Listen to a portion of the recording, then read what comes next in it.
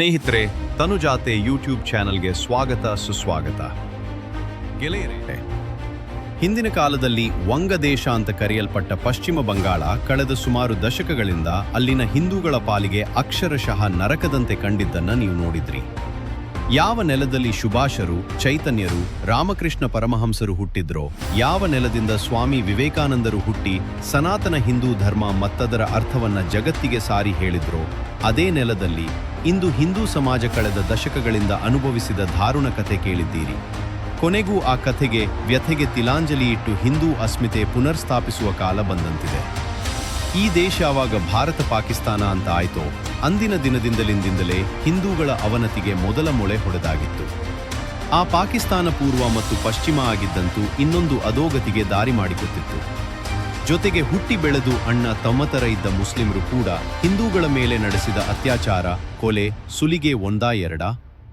ಅದರಲ್ಲೂ Jinnah direct action ಡೇಗೆ ಕರೆ ನೀಡಿದ ಮೇಲೆ ನಡೆದ ನರಮೇಧ ಅಷ್ಟಿಷ್ಟಲ್ಲ.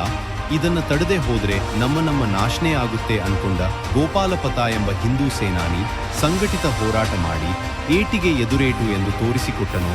ಆಗ ಮತಾಂಧರು ದಾರಿಗೆ ಬಂದು ಶರಣಾದರು. ದುರ್ದೈವ ಏನು ಅಂದ್ರೆ, ಬಂಗಾಳಕ್ಕೆ ಸಿಕ್ಕ ಗೋಪಾಲಪತ ಪಾಕಿಸ್ತಾನದ ಹಿಂದೂಗಳಿಗೆ ಸಿಗಲಿಲ್ಲ.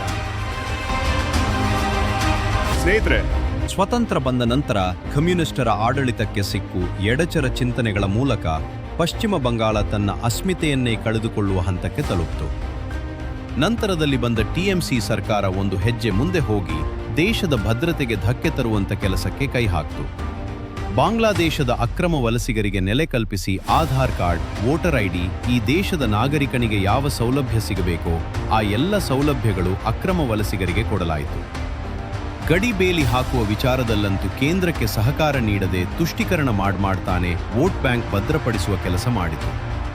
ಕೊನೆಗೆ ಬಂಗಾಳದ ಪರಿಸ್ಥಿತಿ ಯಾವ ಹಂತಕ್ಕೆ ಬಂತು ಎಂದರೆ, ಮುರ್ಷಿದಾಬಾದ್, ಮಾಲ್ದಾ 24 ಪರಗಣಗಳು ಪಾಕಿಸ್ತಾನ ಹಾಗೂ ಬಾಂಗ್ಲಾದೇಶದ ನಗರಗಳಂತೆ ಕಾಣತೊಡಗಿದವು. ಅಲ್ಲಿನ ಹಿಂದೂ ಅವರ ಹಿಂಸೆ, ಅತ್ಯಾಚಾರ, ಅನಾಚಾರ, ಕೊಲೆ, ಸುಲಿಗೆ ತಡೆಯಲಾರದೆ ಹುಟ್ಟಿದ ಮನೆಯನ್ನೇ ಬಿಟ್ಟು ಪಕ್ಕದ ರಾಜ್ಯ ಅಥವಾ ಜಿಲ್ಲೆಗಳಿಗೆ ಹೋದ ಕಥೆಯನ್ನ ಇತ್ತೀಚಿನ ವರ್ಷಗಳಲ್ಲಿ ಕಂಡಿದ್ದೇವೆ. ಯಾವಾಗ ಚುನಾವಣಾ ಆಯೋಗ SIR ಶುರು ಮಾಡ್ತೋ, ಇವರು ಬುಡಕ್ಕೆ ಬೆಂಕಿ ಬಿತ್ತು. ಸುಮಾರು 91 ಲಕ್ಷ ಅಕ್ರಮ ಮತದಾರರನ್ನು ಹೊರಗಿಡಲಾಯಿತು. ಈಗಿನ ಬಿಜೆಪಿ ಸರ್ಕಾರ ಅಧಿಕಾರಕ್ಕೆ ಬಂದ ದಿನವೇ ಗಡಿಗೆ ಬೇಲಿ ಹಾಕುವ ಕಾರ್ಯಕ್ಕೆ ಭೂಮಿಯನ್ನ BSFಗೆ ಹಸ್ತಾಂತರ ಮಾಡಿದೆ. ಅಕ್ರಮ ವಲಸಿಗರನ್ನ ಬಂಗಾಳದಲ್ಲಿ ಹುಡುಕಿ ಹೊರದಬ್ಬುವ ಕಾರ್ಯಕ್ಕೆ ಚಾಲನೆ ನೀಡಿದೆ. ಯಾವ ತುಷ್ಟೀಕರಣಕ್ಕೆ ಹಿಂದೂ ದೇವಾಲಯಗಳನ್ನು ಮುಚ್ಚಿತ್ತೋ ಆ ದೇವಾಲಯಗಳ ಬಾಗಿಲು ತೆರೆಯಲಾಗಿದೆ. ಕೋಲ್ಕತ್ತಾದಂಥ ನಗರದಲ್ಲಿ ಗಂಗಾ ಆರತಿ ಶುರುವಾಗಿದೆ.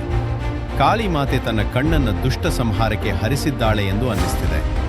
ಒಟ್ಟಿನಲ್ಲಿ ಈಗಲಾದರೂ ಪಶ್ಚಿಮ ಬಂಗಾಳದ ಹಿಂದೂಗಳ ಬದುಕು ಹಸನಾಗಲಿ ಅನ್ನೋದಷ್ಟೇ ನಮ್ಮ ಪ್ರಾರ್ಥನೆ. ಇದು ಗೆಳೆಯರೇ ಇವತ್ತಿನ ವಿಶೇಷ.